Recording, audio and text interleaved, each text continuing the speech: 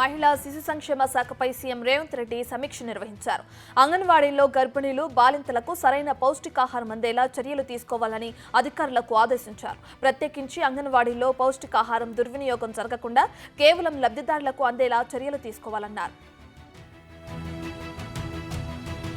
తెలంగాణలో పార్లమెంట్ ఎన్నికల ప్రచారానికి శ్రీకారం చుట్టబోతున్నారు సీఎం రేవంత్ రెడ్డి. మహబూబ్ నగర్ నుంచి స్టార్ట్ చేయబోతున్నారు. ఈ నెల 6న పాలమూరు ప్రజా దీవెన సభ నిర్వహించనున్నారు. మహబూబ్ నగర్ అభ్యర్థి వంశీచంద్రెడ్డి సహా కాంగ్రెస్ ప్రజా ప్రతినిధులు ముఖ్యమంత్రిని సభకు ఆహ్వానించారు. ఇప్పటికే కొడంగల్, నారాయణపేట ఎత్తిపోతల పథకాల ప్రకటనలతో పాలమూరు ప్రజలు జోష్లో ఉన్నారు.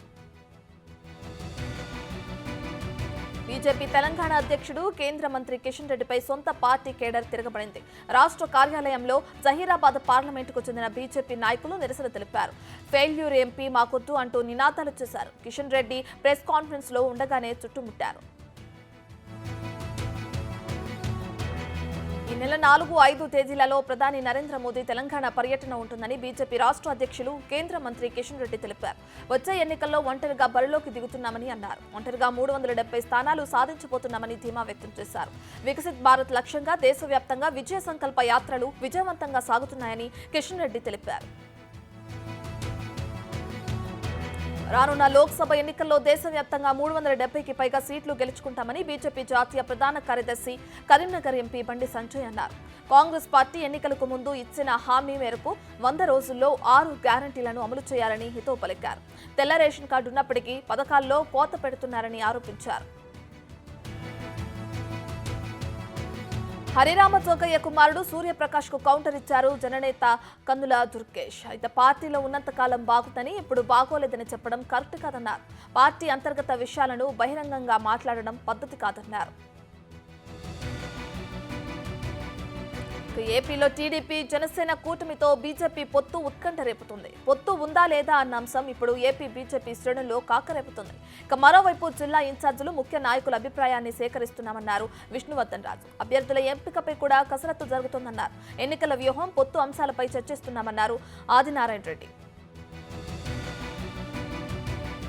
మాచర్ల నియోజకవర్గంలోని మల్లవరంలో బాణావత్త సామునీబాయి అనే మహిళను ట్రాక్టర్తో తొక్కించి చంపిన ఘటనపై జనసేన పార్టీ అధినేత పవన్ కళ్యాణ్ తీవ్రంగా స్పందించారు. ఏపీలో తాగునీళ్లు పట్టుకునేందుకు కూడా పార్టీల లెక్కలు చూసే పరిస్థితి రావడం దురదృష్టకరమని పేర్కొన్నారు. అయితే పల్నాడు జిల్లాలో ఎస్టీ సామాజిక వర్గానికి చెందిన బాణావత్ సామునీబాయిని ట్రాక్టర్తో తొక్కించి చంపిన ఘటన కలిచివేసిందని తెలిపారు. రాష్ట్ర మైనార్టీ ఫైనాన్స్ కార్పొరేషన్ చైర్మన్ గా నియమితులైన కాంగ్రెస్ సీనియర్ నాయకుడు ఒబేదుల్లా కొల్వాత్ ముఖ్యమంత్రి రేవంత్ రెడ్డిని మర్యాదపూర్వకంగా కలిశారు. AICC minority cell general secretary Fayeem Qureshi ముఖ్యమంత్రిని కలిశారు. అక్రమ కట్టడాలపై అధికారులు కొరడా చులిపిస్తున్నారు. రంగారెడ్డి జిల్లా మూసీ పరివాహక ప్రాంతంలో వెలిసిన అక్రమ కట్టడాలను నేలమట్టం చేశారు. బఫర్ జోన్లో తిరిగి నిర్మిస్తే క్రిమినల్ కేసులు నమోదు చేస్తామని రాజేంద్రనగర్ ఎంఆర్ఓ రాములు వార్నింగ్ ఇచ్చారు. రాజేంద్రనగర్లోని హైదర్ ఎంక్లేవ్ కు భారీ బందోబస్తు నడుమ రెవెన్యూ, జీహెచ్ఎంసీ అధికారులు చేరుకున్నారు.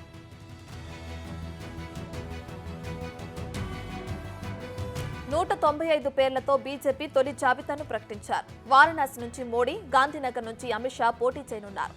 మొదటి జాబితాలో ఆంధ్రప్రదేశ్ పేరు లేదు. 34 మంది కేంద్ర మంత్రులకు మొదటి జాబితాలో చోటు కల్పించారు.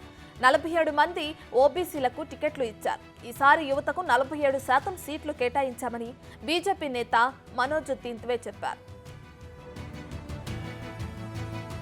కిషన్ రెడ్డి నుంచి సికింద్రాబాద్, బండి సంజయ్ కరీంనగర్ నుంచి పోటీ చేయనున్నారు. ధర్మపురి అరవింద్ నిజామాబాద్ స్థానం నుంచి పోటీ చేయనున్నారు.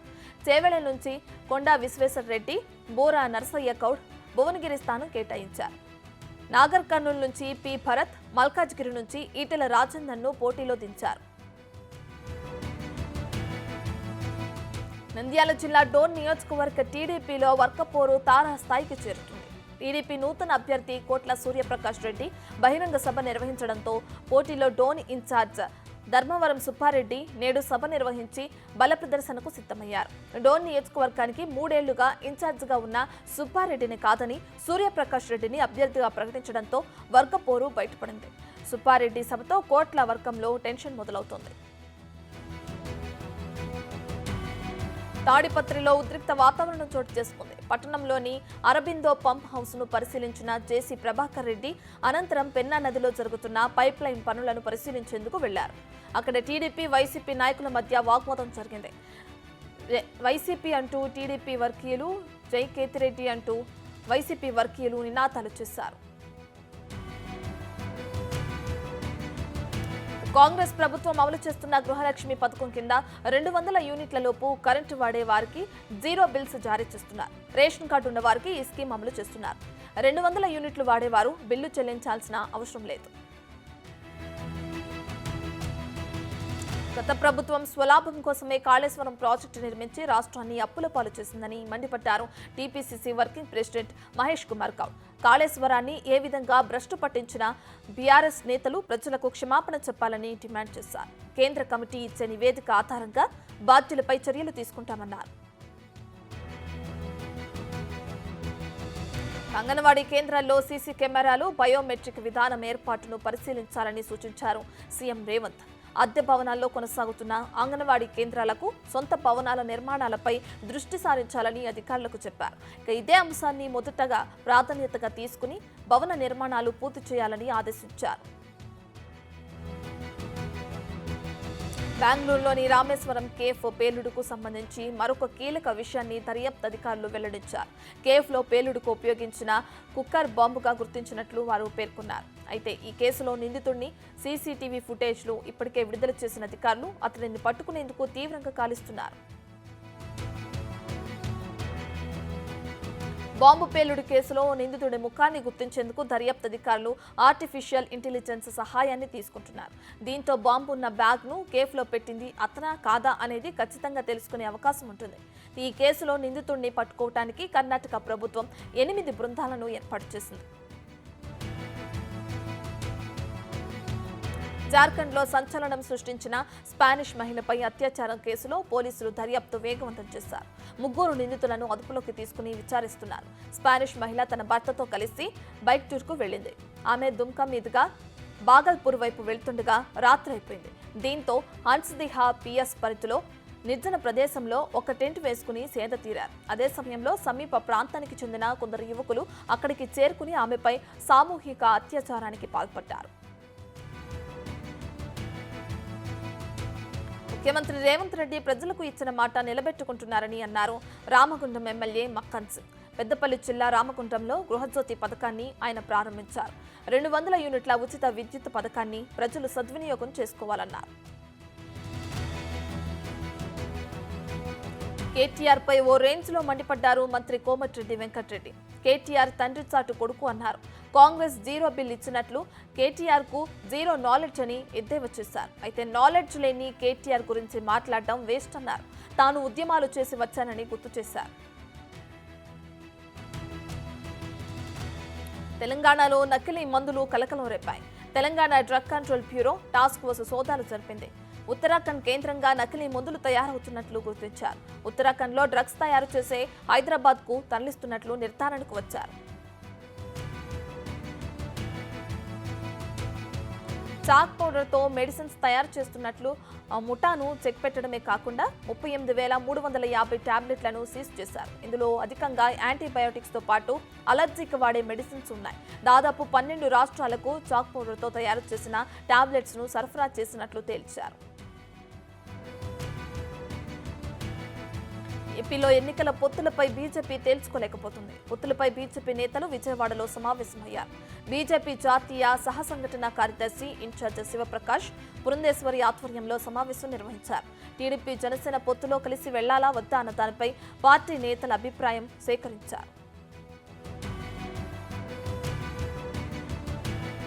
పొత్తుతోనే వెళ్లాలని మెజార్టీ నేతలు పార్టీ నాయకత్వానికి చెప్పారు. పొత్తు పెట్టుకుంటేనే ఎమ్మెల్యే, ఎంపీ స్థానాలు గెలుస్తామన్నారు. గతంలో సింగిల్ గా పోటీ చేసి గెలిచిన సందర్భాలు తక్కువేనని, సింగిల్ గా పోటీ చేస్తే గత ఎన్నికల్లో వచ్చినట్లు 2% ఓట్లు మాత్రమే వస్తాయని అన్నట్లు సమాచారం.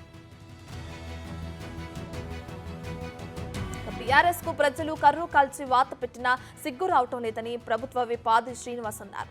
మేడిగడ్డకు మేము రమ్మన్నప్పుడు కేసీఆర్ ఎందుకు రాలేదని ప్రశ్నించారు. బొందలగడ్డతో పోల్చిన మీరు ఆ బొందలగడ్డకు ఎలా పోతారని నిలదీశారు. కాళేశ్వరంలో జరిగిన అవినీతిపై సమగ్రంగా విచారణ జరుపుతామని అన్నారు.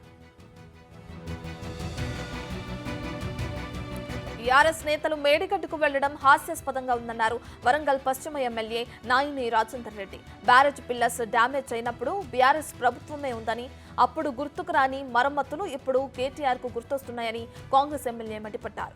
బీజేపీ బీఆర్ఎస్ ఇద్దరు ఒకటేనని, ఎంపీ ఎన్నికల కోసం చేస్తున్న డ్రామాను ప్రజలు అర్థం చేసుకోవాలని కోరారు. ఏపీకి చెందిన 3 విద్యార్థులు తమిళనాడులో గల్లంతయ్యారు. పొలమనేరు ప్రభుత్వ డిగ్రీ కాలేజ్లో 3rd ఇయర్ చదువుతున్న 18 మంది విద్యార్థులు విహారయాత్రలో భాగంగా తమిళనాడుకు వెళ్లారు. మహాబలిపురం బీచ్లో ఈతకు వెళ్లిన స్టూడెంట్స్ లో 3 మిస్ అయ్యారు.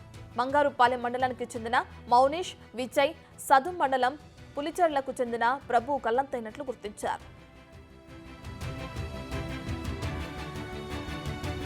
అపర కుబేరుడు ముఖేష్ అంబానీ కన్నీటి పర్యంతమయ్యారు. తన కుమారుడు Anant Ambani pre wedding event లో మాట్లాడిన మాటలకు ముఖేష్ కన్నీళ్లు ఆపుకోలేకపోయారు. తల్లిదండ్రులు తన కోసం సర్వం చేశారని కొనియాడారు. తన జీవితం పూల పాన్పు కాదని, ఎన్నో ముళ్లున్నాయని ఆవేదన వ్యక్తం చేశారు అనంత్. బాల్యంలో ఎన్నో అనారోగ్య సమస్యలు ఎదుర్కొన్నానన్నారు. జనసేన అధినేత పవన్ కళ్యాణ్ రాష్ట్ర అధికారంలో భాగస్వామి అయ్యేంత వరకు తన పోరాటం ఆగదని కాపు సంక్షేమ నేత మాజీ మంత్రి హరిరామ జోగయ్య తెలిపారు. ఈ మేరకు ఆయన ఓ బహిరంగ లేఖ విడుదల చేశారు. తనకు కావాల్సిందల్లా పవన్ కళ్యాణ్ రాజకీయ ఎదుగుదల అని, దీనికోసం తాను చేస్తున్న ప్రయత్నాన్ని ప్రశ్నించేవారు టీడీపీ కోవటులని ఆయన అన్నారు. తాను చచ్చేంత వరకు జనసేనతోనే ఉంటానన్నారు. కాపులు రాజ్యాధికారంలోకి రావాలన్నారు. హరిరామ జోగయ్య కష్టపడి టీడీపీ జనసేన కూటమిని చెడగొట్టాలని చూస్తున్నారని తిరుపతి జనసేన ఇన్ఛార్జ్ కిరణ్ రాయల్ ఆరోపించారు. కాపులు ఇంకా అమాయకులు కాదని ముద్రగడ హరిరామ జోగయ్య భావిస్తున్నారని, అందరికీ రాజకీయాలు తెలుసన్నారు. అయితే కన్న కొడుకుకు సలహాలు ఇవ్వలేని వారు పవన్ కు మాత్రం లేఖలు రాస్తారా అని ప్రశ్నించారు. వైఎస్ వివేక హత్య కేసులో అప్రూవర్ గా మారిన దస్తగిరికి తప్పుడు సాక్ష్యం చెప్పేందుకు తాను 20 కోట్ల రూపాయలు ఆఫర్ ఇచ్చినట్లు చేసిన ఆరోపణలు అవాస్తవమని ఈ కేసులో ముద్దాయి దేవిరెడ్డి శివశంకర్ రెడ్డి కుమారుడు చైతన్యరెడ్డి అన్నారు. మెడికల్ క్యాంపు షెడ్యూల్ దస్తగిరి జైలుకు రాకముందే ఖరారైందని ఆయన చెప్పారు. శ్రీశైలంలో 2వ రోజు వైభవంగా మహాశివరాత్రి బ్రహ్మోత్సవాలను నిర్వహించారు. బ్రహ్మోత్సవాలలో మల్లన్న ఆలయానికి భక్తులు రద్దీ భారీగా పెరిగింది. భక్తులకు ఎలాంటి ఇబ్బందులు కలగకుండా ఆలయ సిబ్బంది అన్ని ఏర్పాట్లు చేశారు. ఇరుముడితో ఉన్న శివస్వాములకు మాత్రమే సర్వదర్శనం కల్పించారు. అయితే ఆలయ అధికారులు స్వామి అమ్మవార్ల దర్శనానికి సుమారు 4 గంటల సమయం పడుతుంది. మంగళగిరిలో మార్చి 5న మధ్యాహ్నం 3 గంటలకు జైహో బీసీ సభ నిర్వహించనున్నారు చంద్రబాబు. జైహో సభ ద్వారా చంద్రబాబు బీసీ డిక్లరేషన్ ను ప్రకటిస్తారని టీడీపీ వర్గాలు తెలిపాయి. రాష్ట్రంలోని ప్రతి బీసీ ఈ సభకు హాజరు కావాలని పిలుపునిచ్చారు. బీసీల అభ్యున్నతి కోసం నిజంగా పాటుపడే పార్టీ తెలుగుదేశం పార్టీ అని స్పష్టం చేశారు. బీసీలే తమ డిక్లరేషన్ ను రూపొందించుకునే అవకాశాన్ని టీడీపీ కల్పించిందని వెల్లడించారు. బీసీలకు అన్ని రకాలుగా మేలు చేకూర్చడమే టీడీపీ లక్ష్యమని స్పష్టం చేశారు. ఎంపీ అభ్యర్థులపై ఇంటర్నల్ సర్వే జరుగుతుందని మంత్రి కోమటిరెడ్డి చెప్పారు. రాహుల్ గాంధీని భువనగిరి నుంచి ఎంపీగా పోటీ చేయాలని సూచించారన్నారు. మోడీ కంటే రాహుల్కే ఎక్కువ మెజార్టీ వస్తుందన్నారు. భువనగిరి, ఖమ్మం, నల్గొండలో సౌత్ ఇండియాలో కాంగ్రెస్ కు టాప్ మెజార్టీ వస్తుందన్నారు.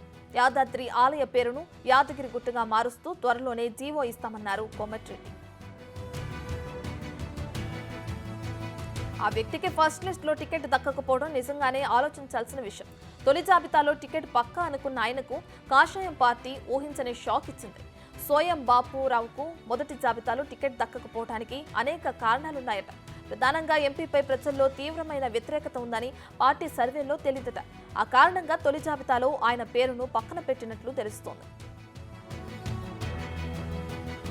సంచలన వ్యాఖ్యలు చేశారు మహాసేన రాజేష్. అవసరమైతే పోటీ నుంచి తప్పుకుంటానన్నారు. పి గన్నవరం నుంచి మహాసేన రాజేష్ ను టీడీపీ అభ్యర్థిగా ప్రకటించారు చంద్రబాబు. రాజేష్ పట్ల టీడీపీ జనసేన కేడర్ వ్యతిరేకత వ్యక్తం చేయడంతో బరిలో నుంచి తప్పుకుంటానని తన యూట్యూబ్ ఛానల్ ద్వారా ప్రకటన విడుదల చేశారు. బాపట్ల జిల్లా మేదరమెట్లలో ఈ నెల 10న నిర్వహించే సిద్ధం సభలో CM Jaganmohan Reddy YCP manifesto ప్రకటిస్తారని ఆ పార్టీ ఎంపీ విజయసాయిరెడ్డి తెలిపారు. సిద్ధం సభ పోస్టర్ ఆవిష్కరించారు. 10వ తేదీ తర్వాత ఎన్నికల నోటిఫికేషన్ వెలువడే అవకాశం ఉందన్నారు. మేదరమెట్ల సభకు 15 లక్షల మంది హాజరవుతారని విజయసాయిరెడ్డి తెలిపారు. వైఎస్ఆర్సీపీ ఒక కుటుంబమని మంత్రి పెద్దిరెడ్డి అన్నారు. కుటుంబంలో చిన్న చిన్న సమస్యలు ఉన్నప్పటికీ పక్కన పెట్టాలని పార్టీ కార్యకర్తలను కోరారు. సూళ్లూరుపేట నియోజకవర్గంలో వైఎస్ఆర్ కాంగ్రెస్ సమన్వయ సమావేశంలో పెద్దిరెడ్డి పాల్గొని కిలివేటి సంజీవయ్యను గెలిపించాలని పార్టీ కార్యకర్తలకు పిలుపునిచ్చారు. గురజాల సభలో టీడీపీ అధినేత చంద్రబాబు సీఎం జగన్ పై నిప్పులు చెరికారు. జగన్ చేసిన నేరాలకు ఏ శిక్ష విధించాలని ప్రశ్నించారు. అయితే తాను అతనిలాగా నేరాలు చేయనని, తాను ప్రజాస్వామ్యవాదనన్నారు. కుర్చీని మడిచినట్లు మడిచి ఊరికి పంపిస్తామని హెచ్చరించారు. డ్రామాలు వేయటంలో జగన్ సిద్ధహస్తుడని విమర్శించారు. పల్నాడుకు ఒక్క ప్రాజెక్ట్ అయినా తెచ్చారా అని ప్రశ్నించారు. జగన్ పాలనలో ఊరికో సైకో తయారయ్యాడని మండిపడ్డారు. బాబాయిని చంపిందెవరని ప్రశ్నించారు. చివరకు మద్యం తాగే వాళ్లను కూడా జగన్ మోసం చేశారని విమర్శించారు చంద్రబాబు. టీఎస్ఆర్టీసీకి 5 జాతీయ స్థాయి అవార్డులు వరించాయి. కేంద్ర ప్రభుత్వ రంగ సంస్థ అయిన association of state road transport undertakings ప్రతి ఏటా అందించే 5 ప్రతిష్టాత్మక నేషనల్ బస్ ట్రాన్స్పోర్ట్ ఎక్సలెన్స్ అవార్డులను తెలంగాణ ఆర్టీసీ గెలుచుకుంది. 2022-23 ఏడాదికి గాను రహదారి భద్రత, ఇంధన సామర్థ్య నిర్వహణ, సిబ్బంది సంక్షేమం, సాంకేతికత వినియోగం తదితర కేటగిరీలో ఈ జాతీయ స్థాయి పురస్కారాలు టీఎస్ఆర్టీసీకి దక్కాయి. పశ్చిమ బెంగాల్లో ఎప్పుడు అరెస్టులు జరగాలో కూడా నేరగాళ్లే నిర్ణయించుకునే పరిస్థితి ఏర్పడిందని ప్రధాని నరేంద్ర మోదీ విమర్శలు గుప్పించారు. బెంగాల్లోని నదియా జిల్లా కృష్ణానగర్లో జరిగిన ర్యాలీలో ఆయన పాల్గొన్నారు. ఈ సందర్భంగా మమతా బెనర్జీ ప్రభుత్వంపై మండిపడ్డారు. ఈ సభకు వచ్చిన వారి అభిమానం చూస్తుంటే రానున్న పార్లమెంట్ ఎన్నికల్లో ఎన్డీఏ 400కు పైగా స్థానాలు గెలుస్తుందనే ఆత్మవిశ్వాసం మరింత బలపడుతుందన్నారు. 6 గ్యారంటీల అమలులో భాగంగా మరో గ్యారంటీపై ఫోకస్ పెట్టింది సీఎం రేవంత్ రెడ్డి సర్కార్. ఇందిరమ్మ ఇండ్లపై ముఖ్యమంత్రి రేవంత్ రెడ్డి సమీక్షించారు. ఇండ్లు లేని వారికి ఇంటి స్థలం 5 లక్షలు, తెలంగాణ ఉద్యమకారులకు 250 చదరపు గజాల ఇంటి స్థలంపై కసరత్తు చేస్తున్నారు. కాళేశ్వరం ప్రాజెక్టు సురక్షితం కాదని నేషనల్ డ్యామ్ సేఫ్టీ అథారిటీ అధికారులే చెప్పారని, దీనికి రూపకల్పన చేసిన మాజీ ముఖ్యమంత్రి కేసీఆర్ తెలంగాణ ప్రజలకు క్షమాపణ చెప్పాలని మంత్రి శ్రీధర్ బాబు డిమాండ్ చేశారు. 1,00,000 కోట్ల రూపాయలతో కట్టిన కాళేశ్వరం ప్రాజెక్టు ద్వారా పెద్దపల్లి, భూపాలపల్లి ప్రాంతాల్లో ఒక్క చుక్క నీరు అందలేదన్నారు. 10 ఏళ్ల కాలంలో తెలంగాణ శాసనసభను సరిగ్గా నిర్వహించలేదని, శాసనసభలో ఏం జరుగుతుందో కూడా ప్రజలకు తెలియలేదని స్పీకర్ గడ్డం ప్రసాద్ కుమార్ ఆసక్తికర వ్యాఖ్యలు చేశారు. గత ప్రభుత్వం సభలో ప్రతిపక్షాలకు మాట్లాడే అవకాశం ఇవ్వలేదని విమర్శించారు. కానీ కొత్త ప్రభుత్వంలో శాసనసభలో ఆరోగ్యకరమైన చర్చ జరుగుతోందన్నారు.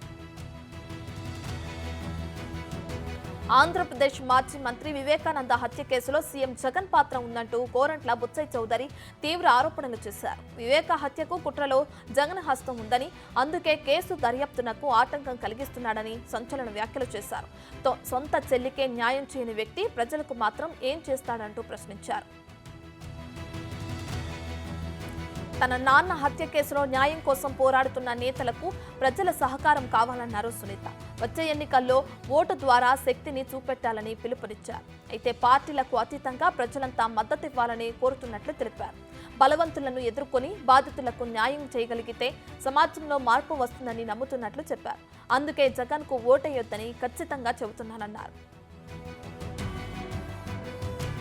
తెలంగాణ ప్రభుత్వం ఈ నెల 3వ తేదీ నుంచి 5వ తేదీ వరకు 3 రోజుల పాటు పల్స్ పోలియో కార్యక్రమాన్ని నిర్వహించనుంది.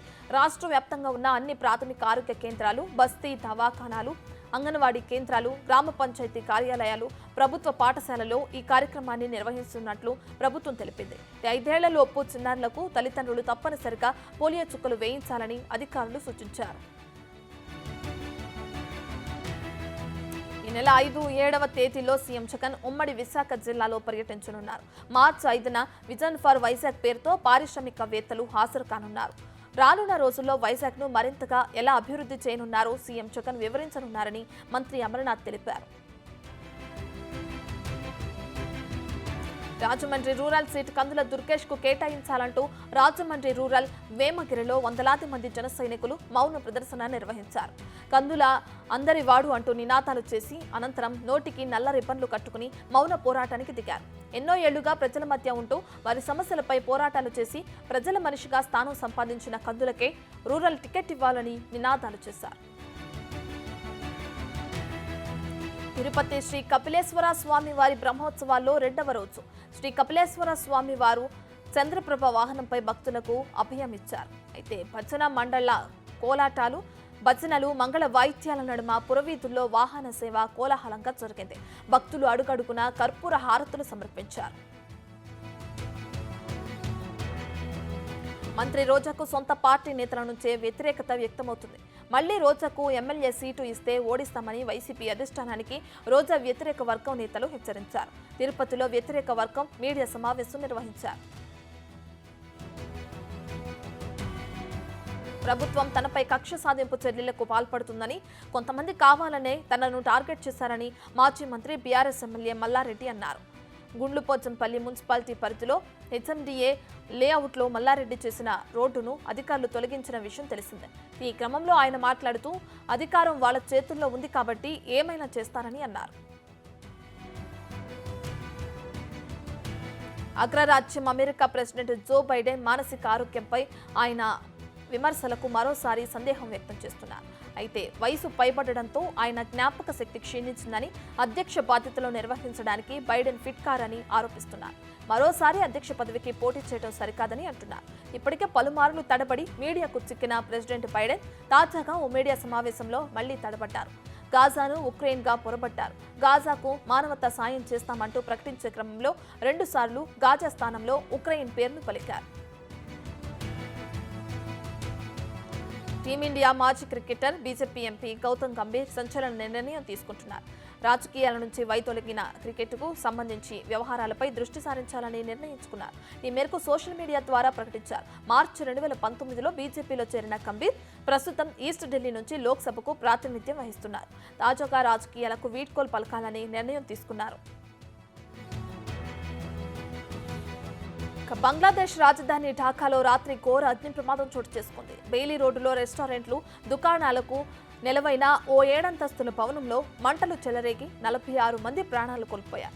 మరో 22 మంది గాయపడినట్లు అధికారులు ప్రకటించారు. వారి పరిస్థితి విషమంగా ఉంది. భవనం మొదటి అంతస్తులో ఓ రెస్టారెంట్లో గ్యాస్ సిలిండర్ పేలడం వల్లే మంటలు మొదలై అగ్ని కీలకలు పై అంతస్తులకు వ్యాప్తించాయని అధికారులు తెలిపారు. ఎన్నికల ప్రక్రియలో చేపట్టాల్సిన అంశాలపై కేంద్ర ఎన్నికల సంఘం జిల్లాల ఎన్నికల అధికారులైన కలెక్టర్లు, ఎస్పీలకు ప్రత్యేక సూచనలు జారీ చేసింది. నగదు, అక్రమ మద్యం రవాణా, ఉచితాల పంపిణీ వంటి అంశాలపై నిఘా పెట్టాల్సిందిగా సూచనలు ఇచ్చింది. ప్రజలు ఎన్నికల అక్రమాలపై సి విజిల్ యాప్ ద్వారా ఫిర్యాదు చేయవచ్చని, ఫిర్యాదు అందిన 100 నిమిషాల్లోపు చర్యలు ఉంటాయని ఈసీ పేర్కొంది. ఇకపై కూటమి మారబోయేది లేదని బీహార్ ముఖ్యమంత్రి నితీష్ కుమార్ అన్నారు. తాను ఎన్డీఏలోనే ఉంటానని ప్రధాని మోదీ సాక్షిగా ఆయన హామీ ఇచ్చారు. ఔరంగాబాద్లో జరిగిన బహిరంగ సభలో మోదీతో పాటు పాల్గొన్న నితీష్ ఈ వ్యాఖ్యలు చేశారు. గతంలో కూటమికి ఇండియా అనే పేరు పెట్టేందుకు నిరాకరించారని, అయినప్పటికీ వారు దాన్నే ఖరారు చేశారని, ఈ కారణాలతో తిరిగి ఎన్డీఏ కూటికి చేరినట్లు తెలిపారు.